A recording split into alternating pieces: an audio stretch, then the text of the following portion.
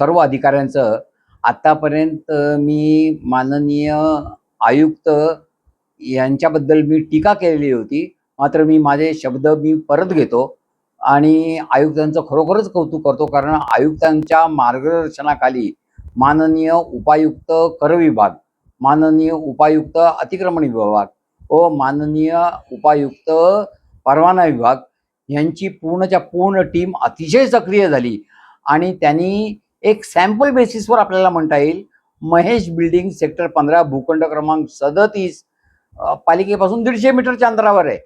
तिथे त्यांनी सगळी त्यांची टीम पाठवली, सखोल अभ्यास केला. त्यांनी त्यांचे रिपोर्ट कोर्टात सादर केले. कोर्टात बिल्डर स्वतःच गेला होता की टॅक्स चोरी करून, ज्याला टॅक्स इव्हॅडेशन म्हणतात, म्हणजे हेतुपुरस्कर टॅक्स चोरी, आणि ही जी केस बिल्डरने टाकली ती त्याच्याच अंगलट आली आणि ही कालच त्याचं जजमेंट आलेलं आहे.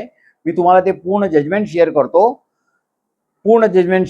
ते कृपया माझी विनंती आहे की नागरिकांपर्यंत पूर्ण जजमेंट शेअर होऊन दे. त्या जजमेंटमध्ये हे म्हटलेलं आहे की जर का स्वतःचा गाळा असेल तर जर का 100 रुपये टॅक्स असेल आणि तो गाळा जर का तुम्ही भाड्याने दिला असेल तर त्याच्यावर दुप्पट कर आकारणी होईल. आणि त्या गोष्टीला हा जो बिल्डर आहे, मी ज्या सोसायटीमध्ये बसलोय महेश कॉम्प्लेक्स, त्या बिल्डिंगचा मी चीफ प्रमोटर आहे. या बिल्डरच्या विरोधात म्हणजेच अख्ख्या महाराष्ट्राला न्याय द्यायचं काम माननीय न्यायालयाने दिल्यामुळे संबंध महाराष्ट्र सुखावला गेला आहे आणि याच्यामुळे महाराष्ट्राला फार मोठी आर्थिक मदत होणार आहे. आणि आपले माननीय आयुक्त आतापर्यंत मला खरोखर वाईट वाटलं की मी त्यांच्याबद्दल काहीच स्तुत्य बोललो नाही. मात्र त्यांनी जे 1200 करोडचं जे टार्गेट दिलेले ते सहजरित्या आपण सर्वजण मिळून, म्हणजे तुम्ही पत्रकार मित्र, मी एक जागरूक नागरिक, असे सगळे मिळून आपण हे सहज 1200 करोड रुपये साध्य करू शकू की ज्यामुळे या शहराचा विकास होईल. या बिल्डरने, या विकासकांनी अडथळा आणायचे प्रयत्न केले की ज्यांनी भाड्यांनी देऊन फक्त कमाईचं साधन केलं होतं आणि हेतुपुरस्कर ज्याची जबाबदारी होती की त्यांनी स्वतःहून पालिकेला कळवलं पाहिजे होतं की मी भाड्याने दिले आहे.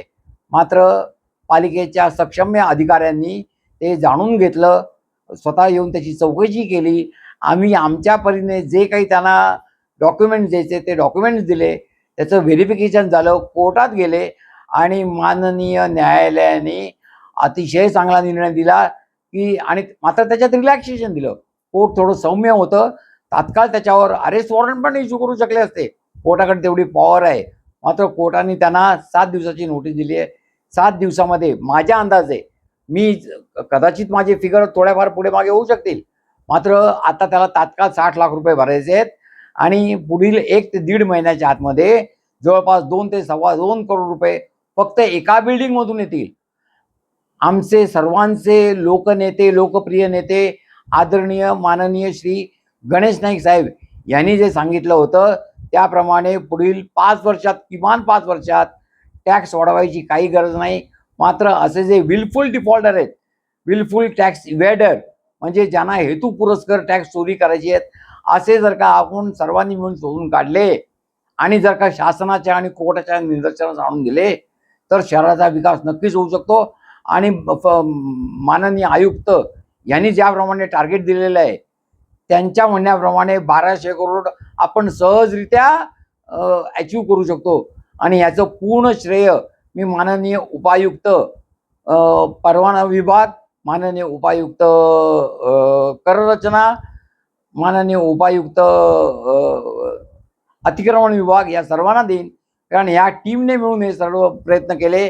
आणि विशेष याचं श्रेय देईन विधी विभागाला, की विधी विभागाने महानगरपालिकेची बाजू जी आहे ती सक्षमपणे मांडली आहे आणि त्याच्यामुळे हा महानगरपालिकेच्या, म्हणजेच आपल्यासारख्या सामान्य माणसाच्या, नागरिकाच्या हिताच्या दृष्टीने हा निर्णय मिळाला आहे.